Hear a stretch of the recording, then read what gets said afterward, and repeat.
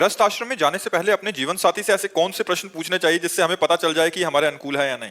भगवान से पहले प्रार्थना करनी चाहिए। आपके प्रश्नों से क्या होगा, हम गलत उत्तर दे दें तो क्या आप मान लेंगे? मान लो जैसे हम आपसे पूछ रहे हैं, आप ब्रह्मचर्य हैं, आपने कभी किसी को नहीं स्वीकार किया, तो आप कहेंगे मैंने किसी को नहीं स्वीकार किया, तो झूठ भी तो बोल सकते हैं। तो हमें भगवान से प्रार्थना करनी चाहिए कि हे भगवान, मुझे ऐसा जीवन साथी दो जो हमारे मनोनुकूल हो और धर्म के अनुसार चले। भगवान, अब तो बड़ा कठिन है, अब तो ऐसे जीवन साथी मिलने ही कठिन है, क्योंकि एक बच्चा 4 लड़कियों से संबंध बना चुका है, एक लड़की 4 बच्चों से संबंध बना चुकी है।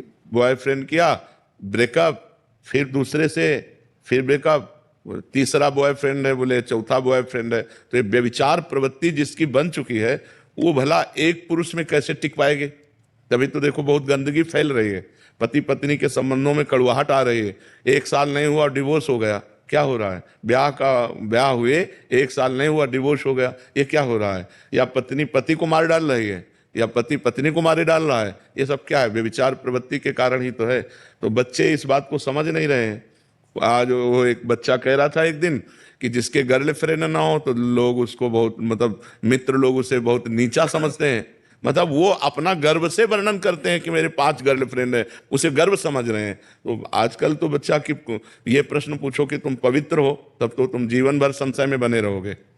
भगवान से प्रार्थना करो, पहले तुम पवित्र हो, पहले अपने को ब्रह्मचारी बनाओ और फिर भगवान से प्रार्थना करो कि हे नाथ, मुझे ऐसा जीवन साथी दो जो हमें धर्म के अनुसार आप तक पहुंचा दे, भगवत प्राप्ति करा दे, ऐसा जीवन साथी दो। तो ऐसा बच्चा चलना भगवान से, बकाया कोई प्रश्न मत करो।